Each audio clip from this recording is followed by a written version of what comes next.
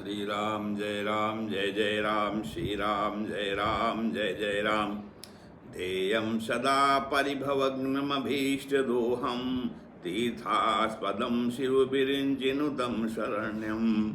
विद्यार्तिहं प्रणतपालभवाब्धिपोतं, वन्दे महापुरुषते चरणारविन्दम्। ओम श्री सीतारामचंद्राभ्याम नमः, उमामहेश्वराभ्याम नमः। ओम श्री एकादशी दक्षेश्वर धाम सरकारशीनपे नमः। ओम श्री सद्गुरु चरण कमलेभ्यो नमः। श्री राम जय राम। सत्संग के क्रम में आज श्रीमद् भागवत महापुराण के 10वें स्कंध की अथ 51वां अध्याय अर्थात 51वें अध्याय की कथा है, जिसमें काल यवन का भस्म होना और मुचकुंद की कथा का कथन श्रवण किया जा रहा है। श्री सुखदेव जी कहते हैं, तम विलोकिम विनिष्क्रांता मुज्जिहानामिवोद्भुतम दर्शनीय तमम इष्टश्यामम पीत कौशेय वाससम। श्री सुखदेव जी कहते हैं कि परीक्षित जी से कि प्रिय परीक्षित, जिस समय भगवान श्री कृष्ण मथुरा नगर के मुख्य द्वार से बाहर निकले उस समय ऐसा मालूम पड़ा मानो पूर्व दिशा से चंद्रोदय हो रहा हो। उनका श्यामल शरीर अत्यंत ही दर्शनीय था। उस पर रेशमी पीताम्बर की छटा निराली ही थी। वक्षस्थल पर स्वर्ण रेखा के रूप में श्रीवत्स चिन्ह शोभा पा रहा था और गले में कौस्तुभ मणि जगमगा रही थी। 4 भुजाएं थी जो लंबी लंबी और कुछ मोटी मोटी थी। हाल के खिले हुए कमल के समान कोमल और रत्नारे नेत्र थे। मुख कमल राशि राशि आनंद खेल रहा था। कपोलों की छटा निराली ही थी। मंद मंद मुस्कान देखने वालों का मन चुराए लेती थी। कानों में मकरातीत कुंडल झिलमिल झिलमिल कर झलक रहे थे। उन्हें देखकर काल यवन ने निश्चय किया कि यही पुरुष वासुदेव हैं, क्योंकि नारद जी जो जो लक्षण बतलाए थे, वक्षस्थल पर श्रीवत्स का चिन्ह, 4 भुजाएं, कमल से नेत्र, गले में वनमाला और सुंदरता की सीमा, वे सब इसमें मिल रहे हैं। इसलिए या कोई दूसरा नहीं हो सकता। इस समय या बिना किसी अस्त्र के पैदल ही इसको चला रहा है, इसलिए मैं भी इसके साथ बिना अस्त्र के ही लड़ूंगा। तो इस निश्चित यवनः प्राद्रवंतम परांगमुखम अन्नधावन जिघ्रशिष्टम दुरापमपि योगिनाम। तो ऐसा निश्चय करके जब काल यवन भगवान श्री कृष्ण की ओर दौड़ा, तब वे दूसरी ओर मुंह करके रणभूमि से भाग चले और उन योगी दुर्लभ प्रभु को पकड़ने के लिए काल यवन उनके पीछे पीछे दौड़ने लगा। तो रणछोड़ भगवान लीला करते हुए भाग रहे थे। बोलो रणछोड़ भगवान की जय। काल यवन पग पग पर यही समझता था कि अब पकड़ा तब पकड़ा। इस प्रकार भगवान उसे बहुत दूर एक पहाड़ की गुफा में ले गए। काल यवन पीछे से बार बार आक्षेप करता था कि अरे भाई, तुम परम यशस्वी यदुवंश में पैदा हुए हो, तुम्हारा इस प्रकार युद्ध छोड़कर भागना उचित नहीं है। परंतु अभी उसके अशुभ निशेष नहीं हुए थे, इसलिए वह भगवान को पाने में समर्थ न हो सका। उसके आक्षेप करते रहने पर भी भगवान उस पर्वत की गुफा में घुस गए। उनके पीछे काल यवन भी घुसा। वहाँ उसने एक दूसरे ही मनुष्य को सोते हुए देखा।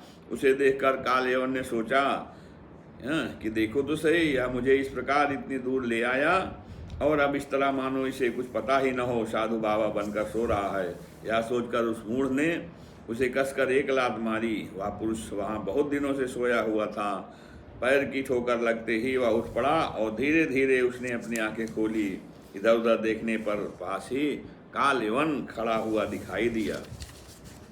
परीक्षित, वह पुरुष इस प्रकार ठोकर मारकर जगाए जाने से कुछ रुष्ट हो गया था और उसकी दृष्टि पड़ते ही काल यवन के शरीर में आग पैदा हो गई और वह क्षण भर में जलकर राख का ढेर हो गया। राजा परीक्षित ने पूछा, भगवान, जिसके दृष्टिपात मात्र से काल यवन जलकर भस्म हो गया, वह पुरुष कौन था? किस वंश का था? उसमें कैसी शक्ति थी और वह किसका पुत्र था? आप कृपा करके अभी बताइए कि वह पर्वत गुफा में जाकर क्यों सो रहा था। श्री सुखदेव जी कहते हैं, परीक्षित, वे इक्ष्वाक वंशी महाराजा मानधाता के पुत्र राजा मुचकुंद थे। वे ब्राह्मणों के परम भक्त, सत्य प्रतिज्ञ, संग्राम विजयी और महापुरुष थे। एक बार इंद्राज देवता असुरों से अत्यंत भयभीत हो गए थे। उन्होंने अपनी रक्षा के लिए राजा मुचकुंद से प्रार्थना की और उन्होंने बहुत दिनों तक उनकी रक्षा की। जब बहुत दिनों के बाद देवताओं को सेनापति के रूप में स्वामी कार्तिकेय मिल गए, तब उन लोगों ने राजा मुचकुंद से कहा, राजन, आपने हम लोगों की रक्षा के लिए बहुत श्रम और कष्ट उठाया है, अब आप विश्राम कीजिए। वीर शिरोमणे, आपने हमारी रक्षा के लिए मनुष्य लोक का अपना अकंटक राज छोड़ दिया और जीव की अभिलाषाएं तथा भोगों को भी परित्याग कर दिया। अब आपके पुत्र, रानियां, बंधु बांधव और अमात्य मंत्री तथा आपके समय की प्रजा में से कोई नहीं रहा, सब के सब काल के गाल में चले गए। वह स्वयं परम समर्थ, अविनाशी और भगवत स्वरूप हैं। काल जो है समस्त बलवानों से भी बलवान है और वह स्वयं परम समर्थ, अविनाशी और भगवत स्वरूप है। काल जो है जैसे वाले पशुओं को अपने बस में रखते हैं, वैसे ही वह खेल खेल में सारी प्रजा को अपने अधीन रखता है। राजन, आपका कल्याण हो, आपकी इच्छा हो, हमसे मांग लीजिए। हम कैवल्य मोक्ष के अतिरिक्त आपको सब कुछ दे सकते हैं, क्योंकि कैवल्य मोक्ष देने की सामर्थ्य तो केवल अविनाशी भगवान विष्णु में ही है। परम यशस्वी राजा मुचकुंद ने देवताओं की इस प्रकार कहने पर उनकी वंदना की और बहुत थके होने के कारण निद्रा का ही वर मांगा तथा उनसे वर पाकर वे नींद से भरकर पर्वत की गुफा में जाकर सो गए। उस समय देवताओं ने कह दिया था कि राजन, सोते समय यदि आपको कोई मूर्ख बीच में ही जगा देगा तो वह आपकी दृष्टि पड़ते ही उसी क्षण भस्म हो जाएगा। यवने भस्म सान्नीति भगवान सात्वतर सभा आत्मानम दर्शयामास मुचकुंदाय धीमते। तो परीक्षित, जब काल यवन भस्म हो गया, तब यदुवंश शिरोमणि भगवान श्री कृष्ण ने परम बुद्धिमान राजा मुचकुंद को अपना दर्शन दिया। भगवान श्री कृष्ण का श्री विग्रह वर्षाकालीन मेघ के समान सांवला था। रेशमी पीताम्बर धारण किए हुए, वक्षस्थल पर श्रीवत्स और गले में कौस्तुभमणि अपनी दिव्य ज्योत बिखेर रहे थे। 4 भुजाएं थी। वैजयंती माला अलग ही घुटनों तक लटक रही थी। मुस्कमल अत्यंत सुंदर और प्रसन्नता से खिला हुआ था। कानों में मकराद की कुंडल जगमगा रहे थे। होठों पर प्रेम भरी मुस्कुराहट थी और नेत्रों की चितवन अनुराग की वर्षा कर रही थी, प्रेम की वर्षा कर रही थी। अत्यंत दर्शनीय तरुण अवस्था और मतवाले चिन्ह के समान निर्भीक चाल। राजा मुचकुंद यद्यप बहुत बुद्धिमान और धीर पुरुष थे, फिर भगवान की यह दिव्य ज्योतिर्मयी मूर्ति देखकर कुछ चकित हो रहे और उनके तेज से हतप्रद हो शक पका गए। भगवान अपने तेज से दुर्धर्ष जान पड़ते थे। राजा ने तनिक शंकित होकर पूछा। राजा मुचकुंद ने कहा, को भवानी संप्राप्तो विपने की गगीर गर्भरे पद्भ्याम पद्म पलासाभ्याम विचरस्युरुज कंटके। आप कौन हैं? इस कांटों से भरे हुए घोर जंगल में आप कमल के समान कोमल चरणों से क्यों विचर रहे हैं? और इस पर्वत की गुफा में ही पधारने का क्या प्रयोजन था? क्या आप समस्त तेजस्वियों के मूर्तिमान तेज अथवा भगवान अग्निदेव तो नहीं हैं? कि आप सूर्य, चंद्रमा, देवराज इंद्र या कोई दूसरे लोकपाल हैं? मैं तो ऐसा समझता हूँ कि आप देवताओं के आराध्य देव ब्रह्मा, विष्णु तथा शंकर, इन तीनों में से पुरुषोत्तम भगवान नारायण ही हैं। क्योंकि जैसे शेष दीपक अंधेरे को दूर कर देता है, वैसे ही आप अपनी अंग कान से इस गुफा का अंधेरा भगा रहे हैं। पुरुष श्रेष्ठ, यदि आपको रुचे तो हमें अपना जन्म, कर्म और गोत्र बतलाइए, क्योंकि हम सच्चे हृदय से उसे सुनने की इच्छुक हैं। और पुरुषोत्तम, यदि आप हमारे बारे में पूछें तो हम इक्ष्वाकुवंशी क्षत्रिय हैं। मेरा नाम है मुचकुंद और प्रभु, मैं युनाश नंदन महाराज मानधाता का पुत्र हूँ। बहुत दिनों तक जागते रहने के कारण मैं थक गया था। निद्रा ने मेरी समस्त इंद्रियों की शक्ति छीन ली थी, उन्हें बेकाम कर दिया था। इसी से मैं इस निर्जन स्थान में निर्द्वंद सो रहा था। अभी अभी किसी ने मुझे जगा दिया। अवश्य उसके पापों ने ही उसे जलाकर भस्म कर दिया है। इसके बाद शत्रुओं को नाश करने वाले परम सुंदर आपने मुझे दर्शन दिए। महाभाग, आप समस्त प्राणियों के माननीय हैं। आपके परम दिव्य और सह तेज से मेरी शक्ति खो गई है। मैं आपको बहुत देर तक देख भी नहीं सकता। जब राजा मुचकुंद ने इस प्रकार कहा, तब समस्त प्राणियों के जीवनदाता भगवान श्री कृष्ण ने हंसते हुए मेघ ध्वनि की समान गंभीर वाणी से कहा। भगवान श्री कृष्ण ने कहा कि प्रिय मुचकुंद, मेरे हजारों जन्म, कर्म और नाम हैं, वे अनंत हैं, इसलिए मैं भी उनकी गिनती करके नहीं बतला सकता। यह संभव है कोई पुरुष अपने अनेक जन्मों में पृथ्वी के छोटे छोटे धूल कणों की गिनती कर डाले, परंतु मैंने जन्म, गुण, कर्म और नामों को कोई कभी किसी प्रकार नहीं गिन सकता। राजन, सनक सनंदन आदि परमर्षिगण मेरे त्रिकाल सिद्ध जन्म और कर्मों का वर्णन करते रहते हैं, परंतु कभी उनका पार नहीं पाते हैं। प्रिय मुचकुंद, ऐसा होने पर भी मैं अपने वर्तमान जन्म, कर्म और नामों का वर्णन करता हूँ। सुनो, भले ब्रह्मा जी ने मुझसे धर्म की रक्षा और पृथ्वी के भार बने हुए असुरों का संहार करने के लिए प्रार्थना की थी। उन्हीं की प्रार्थना से मैंने यदुवंश में वसुदेव के यहाँ अवतार ग्रहण किया। अब मैं यह वसुदेव जी का पुत्र हूँ, इसलिए लोग मुझे वासुदेव कहते हैं। अब मैं कालनेम असुर का, जो कंस के रूप में पैदा हुआ था, तथा प्रलम्बादि अनेकों शास्त्रद्रोही असुरों का संहार कर चुका हूँ। राजन, यह काल यवन था, जो मेरी ही प्रेरणा से तुम्हारी तीक्ष्ण दृष्टि पड़ते ही भस्म हो गया। वही मैं तुम पर कृपा करने के लिए ही इस गुफा में आया हूँ। तुमने पहले मेरी आराधना की है और मैं हूँ भक्तवत्सल, इसलिए राजा से तुम्हारी जो अभिलाषा हो मुझसे मांग लो। मैं तुम्हारी सारी लालसा अभिलाषाएं पूर्ण कर दूंगा। जो पुरुष मेरी शरण में आ जाता है उसके लिए फिर ऐसी कोई वस्तु रह नहीं जाती जिसके लिए वह शोक करे। कहते हैं, भगवान ने कहा, अगर वरान विणीश्वर राजा से सर्वान कामान ददामिते माम प्रपन्नो जनः कश्चिन न भूयो अर्हद सोचितुम। तो मैं फिर आगे श्री सुखदेव जी कहते हैं, जब भगवान श्री कृष्ण ने इस प्रकार कहा तब राजा मुचकुंद को वृद्धगर का यह कथन याद आ गया कि यदुवंश में भगवान अवतीर्ण होने वाले हैं। वे जान गए कि स्वयं भगवान नारायण हैं। आनंद से भरकर उन्होंने भगवान के चरणों में प्रणाम किया और इस प्रकार के उनकी स्तुति की। प्रभो, जगत के सभी प्राणी आपकी माया से अत्यंत मोहित हो रहे हैं। वे आपसे विमुख होकर अनर्थ में ही फंसे रहते हैं और आपका भजन नहीं करते। वे सुख के लिए घर गृहस्थी के उन झंझटों में फंस जाते हैं जो सारे दुखों के मूल स्रोत हैं। इस तरह स्त्री और पुरुष सभी ठगे जा रहे हैं। लब्ध्वा जनो दुर्लभ मत्र मानुषम कथंचिदं व्यंगमलयत्नतो अनघ पादारविंदम न भजन्ते सन्मतिर गृहांध कूपे पतितो यथा पशु। तो कहते हैं, प्रभु, यह पाप रूप संसार से सर्वथा रहित प्रभु, यह भूमि अत्यंत पवित्र कर्म भूमि है। इसमें मनुष्य का जन्म होना अत्यंत दुर्लभ है। मनुष्य जीवन इतना पूर्ण है कि उसमें भजन के लिए कोई भी असुविधा नहीं है। अपने परम सौभाग्य और भगवान की अहेतुक कृपा से उसे अनायास ही प्राप्त करते भी जो अपनी मति गति असत संसार में ही लगा देते हैं और तुच्छ विषय सुख के लिए ही सारा प्रयत्न करते हुए घर गृहस्थी के अंधेरे में कुएं में पड़े रहते हैं। भगवान के चरण कमलों की उपासना नहीं करते, भजन नहीं करते। वे तो ठीक उस पशु के समान हैं जो तुच्छ तृण के लोभ से अंधेरे कुएं में गिर जाता है। भगवान मैं राजा था, राजा लक्ष्मी के मत से मैं मतवाला हो रहा था।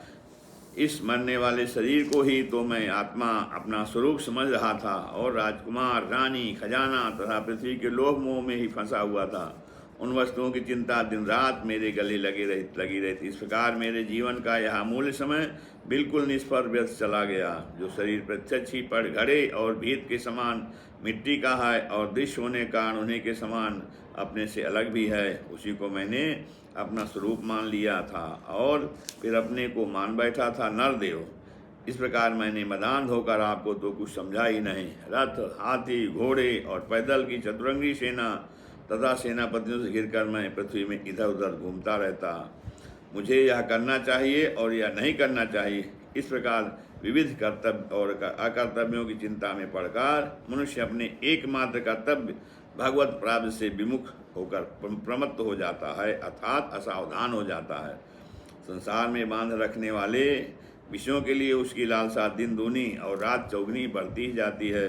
परंतु जैसे भूख के कारण जीभ लपलपाता हुआ सांप असावधान चूहे को दबोच लेता है, वैसे ही काल रूप से सदा सर्वदा सावधान रहने वाले आप एकाएक उस प्रमादग्रस्त प्राणी पर टूट पड़ते हैं, प्रमादग्रस्त आलसी प्राणी पर टूट पड़ते हैं और उसे लेप बीतते हैं।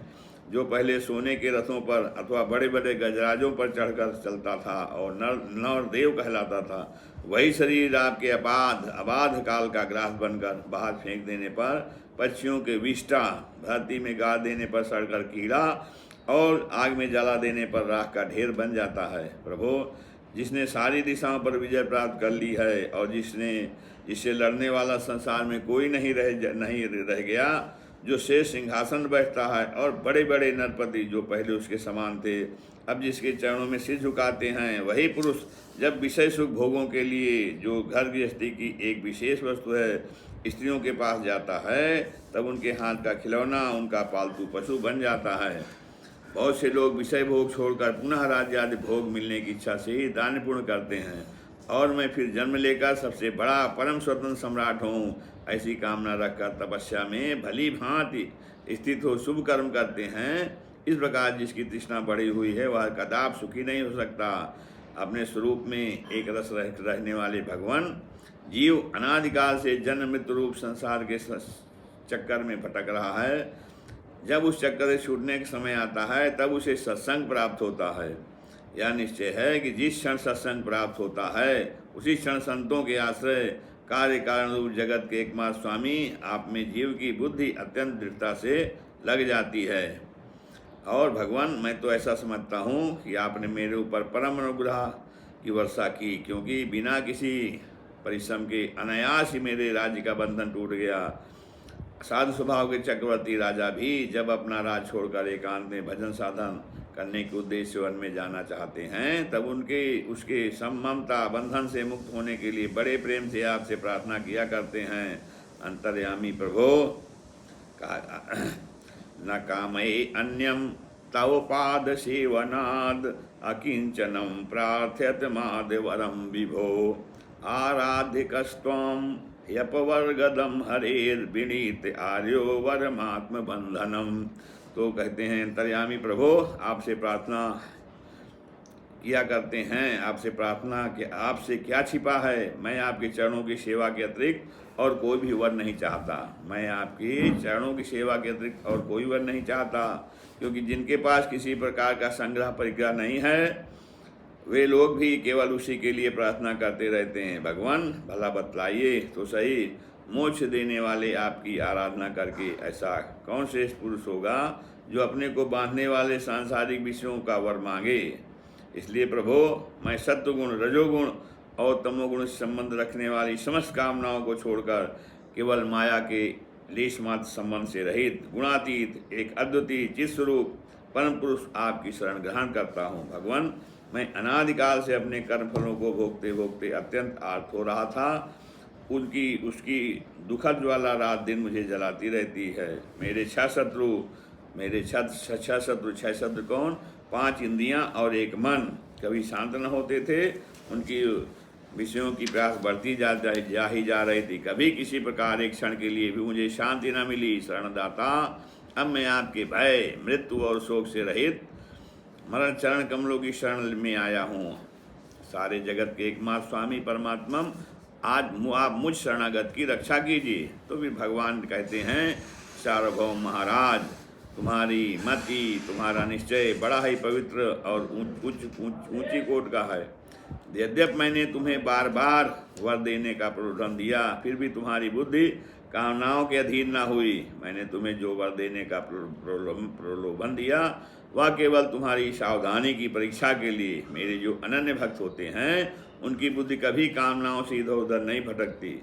लोग मेरे भक्त नहीं होते। जो लोग मेरे भक्त नहीं होते वे चाहे प्राणायाम आदि के द्वारा अपने मन को वश में करने का कितना ही प्रयत्न क्यों न करें, उनकी वासनाएं क्षीण नहीं होती और राजन, उनका मन फिर से विषयों के लिए मचल पड़ता है। तुम अपने मन और सारे मनोभावों को मुझे समर्पित कर दो, मुझ में लगा दो और फिर स्वच्छंद रूप से पृथ्वी पर विचरण करो। मुझ में तुम्हारी विषय वासना शून्य निर्मल भक्त सदा बनी रहेगी। तुमने क्षत्रिय धर्म का आचरण करते समय शिकार आदि के अवसरों पर बहुत से पशुओं का वध किया है। अब एकाग्र चित्त से मेरी उपासना करते हुए तपस्या के द्वारा उस पाप को भी ढो डालो। राजन, अगले जन्म में तुम ब्राह्मण बनोगे और समस्त प्राणियों के सच्चे हितैषी परम सुहृद होगे और फिर मुझ विशुद्ध विज्ञान घन परमात्मा को प्राप्त करोगे। इति श्रीमद्भागवते महापुराणे परमहंसायां संहितायां दशमस्कन्धे उत्तरार्धे मुचकुंदो नाम 51 अध्यायः। श्री राम जय राम जय जय राम, श्री राम जय राम जय जय राम, श्री राम जय जय राम, श्री राम जय राम। इस प्रकार से श्री राम जय राम। सीताराम सीताराम सीताराम सीताराम सीताराम सीताराम। श्री राम जय राम, श्री राम जय राम, श्री राम जय राम।